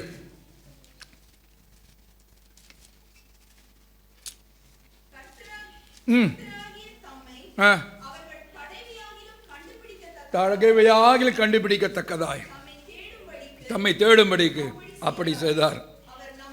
ஒருவருக்கும் தூரமானவர் அல்லவே, எல்லாருக்கும் சமீபமாக இருக்கிறார். யூதன் என்றும் கிரேக்கனும் என்றும் இல்லை, எல்லாருக்கும் அவர் சமீபமாக இருக்கிறார். தடவியாகிலும் நீ குருடனாக கூட இரு, இருட்டில் கூட இரு, கண்ணு தெரியாதவனாயிரு, இருட்டில் இரு, எப்படியாகிலும் இரு, ஆனால் தடவினாகிலும் கண்டுபிடிக்கத்தக்கதாக அவன் பக்கத்தில் இருக்கிறார். உன் வலது பக்கத்தில் இருப்பார். அவனை தடவியாகிலும் கண்டுபிடிக்கத்தக்கதாக உன் பக்கத்தில் இருப்பார். ஆகவே அவரை நோக்கி கூப்பிடும் பொழுது அவர் வருவார். அவரை நோக்கி பார்க்கும் பொழுது ரட்சிப்பார். அவரை நோக்கி ஓடும் பொழுது பந்தய பொருளை உனக்கு தந்து நிலையான நகரத்தில் நமக்கு ஒரு இடத்தை தந்து கர்த்தர் நம்மை ஆசீர்வதிப்பார். ஆகவே தான் பக்தர்கள் இப்படியாய் பாட ஒரு அருமையான பாடலை பாடி ஜெபத்துக்குள்ளாய் கடந்து போகலாம் என்று நினைக்கிறேன். கிருபையாக நீரெனக்கு தருவதெல்லாம் உமதண்டை, கிருபையாக நீரெனக்கு தருவதெல்லாம் உமதண்டை, அருமையாயனை அழைக்கும் அன்பின் தூதராக செய்யும் தேவனேனார் உமதண்டையில் இன்னும் நெருங்கி சேர்வதேயன் ஆவல் பூமியில், தேவனேனார் உமதண்டையில் இன்னும் நெருங்கி சேர்மதேயன் ஆவல் பூமியில், மாவலிய கோரமான வன் சிலுவை மீதினில் நீனோ ஆவலாயோ மண்டை சேர்வே தேவனேனா உமதண்டையில் இன்னோ நெருங்கி சேர்மதேய ஆவல் பூமியில். அப்படி எழுந்து நின்று இந்த பாடலை பாட போகிறோம். ஆண்டவரே, இந்த உலகத்தில் எனக்கு கிருபையாய் தந்திருக்கிற இந்த ஆராதனையை, கிருபையாய் ஒரு சபையை தந்திருக்கிறேன், கிருபையாய் கணவன் மனைவி பிள்ளைகள் வீடு எல்லாம் எனக்கு தந்திருக்கிறீர். ஆண்டவரே, சபையை தந்திருக்கு. ஏசி சபை எத்தனையோ இடத்துல இல்லாத இருக்கல, எனக்கு ஏசி சபையை தந்திருக்கிறீர். சேரில் உட்கார்ந்து ஆராதிக்கிற பலனை தந்திருக்கிறீர். ஒரு நல்ல ஊழியக்காரர்கள் எங்களுக்கு தந்திருக்கிறீர். ஆண்டவரே, கிருபையாய் நீர் எனக்கு தந்த அத்தனையும் ஆண்டவரே நான் உம்மிடத்தில் நெருங்கி என்னை சேர்க்கிற உம்முடைய அன்பின் தூதராக மாற்றும் என்று சொல்லி ஆண்டவரிடத்தில் நம்மை ஒப்பு கொடுத்து ஜெபிக்க போகிறோம். யாராவது ஆபத்தோடு வந்திருப்பீர்களானால் ஆண்டவருக்கு முன்பதாக தாழ்த்தி, ஆண்டவரை தங்களுக்கு எல்லா நெருக்கத்திலும் மனாசை செய்ததை போல பிதாக்களின் தேவனுக்கு முன்பதாக உங்களை தாழ்த்துவீர்களானால் கர்த்தருடைய ஆவியானவர் வந்து நீங்கள் ஜெபத்தை முடித்து வீட்டுக்கு போவதற்கு, ஜெபத்தை முடித்து போகிறதுக்கு முன்பதாக, நீங்கள் விண்ணப்பத்தை முடிப்பதற்கு முன்பதாக கர்த்தர் உங்களை இழந்து போனதை தந்து நீங்கள் ஜான் இறங்கி இருக்கலாம். உங்களை முழத்திலே உயர்த்தி வைத்து ஆண்டவர் எங்கேயோ கொண்டு போய் வைக்கிறவராய் இருப்பார். ஆகவே பாடலின் கருத்தை உணர்ந்து பாடுகிறவர்களாய் நாம் எல்லாரும் சேர்ந்து பாடுவோம். கிருபையாக நீரெனக்கு தருவதெல்லாம் உமதண்டை, கிருபையா தருவதெல்லாம் உமதண்டை, அருமையாயனை அழைக்கும் அன்பின் தூதராக செய்யும் தேவனே நான் உமதண்டையில் இன்னும் நெருங்கி சேர்மதேய நாவல் பூமியில் இன்னும் நெருங்கி சேர்மதேய ஆவல் பூமியில் பரத்து கேரும் பணிகள் போலவே என் பானை தோன்ற பண்ணுமையா எந்த தேவனே பரத்து கேரும் பணிகள் போலவே என் பானை தோன்ற பண்ணுமையா இந்த தேவனே கிருபையாக நீரனுக்கு ஆமென் கிருபையாக தருவதெல்லாம் உமதண்டை அருமையாயனை அழைக்கோ அன்பின் தூதராக செய்யோ தேவனே நான் உமதண்டையில் இன்னோ நெருங்கி சேர்வதே ஏன் ஆவல் பூமியில் இன்னும் நெருங்கி சேர்வதே ஏன் ஆவல் பூமியில். கர்த்தரை தேடுங்கள், அப்பொழுது பிழைப்பீர்கள். கர்த்தரை தேடுங்கள், பிழைப்பீர்கள். என்னை தேடுங்கள் இஸ்ரவேல் ஜனங்களே, என்னை தேடுங்கள், அப்பொழுது பிழைப்பீர்கள். ஆண்டவரே, இந்த உலகத்தில், சபிக்கப்பட்ட உலகத்தில், வஞ்சகம் நிறைந்த உலகத்தில் பிழைக்க வேண்டும் என்று சொன்னால் கர்த்தரை தேடணும். கர்த்தரை தேடுவது என்பதற்கு அர்த்தம் ஆண்டவரை நோக்கி கூப்பிடணும், ஆண்டவரை நோக்கி பார்க்கணும், ஆண்டவரை நோக்கி ஓடுகிறவர்களாக இருக்கணும், ஆண்டவரை நோக்கி போகிறவர்களாக இருக்கணும், சிலுவையை நோக்கி ஓடுகிறவர்களாக இருக்கணும். அனுதினமும் சிலுவை எடுத்துக்கொண்டு ஓடுகிறவர்களாக இருக்கணும். இன்னைக்கு சொல்லுங்கள், ஆண்டவரே உம்மை தேடும்படிக்கா என்னை ஒப்பு கொடுக்கிறேன். ஆண்டவரே, இரவும் பகலும் என்ன ஒரு வேளை என்னால் கூப்பிட முடியலன்னா கூட என் ஆபத்து நாளில் இன்றைக்கி நான் கஷ்டப்படுகிறேன் ஆண்டவரே. வருமானம் இல்லை ஆண்டவரே, பண கஷ்டத்தில் இருக்கிற ஆண்டவரே, எல்லாரும் என்னை விட்டுட்டாங்க ஆண்டவரே, என் சரீரத்தில் ஒரு வியாதி, சொல்ல முடியாத ஒரு போராட்டம் எனக்குள்ளே இருக்கிறது ஆண்டவரே. என்னை சுற்றி இருக்கிற என்னோடு கூட போராடி கொண்டு இருக்கிறார்கள். ஒன்று மாற்றி ஒன்று எனக்கு துன்பம் வந்து கொண்டே இருக்கிறது. என் ஆபத்து நாளில் உம்மை நோக்கி கூப்பிடுகிறேன் ஆண்டவரே.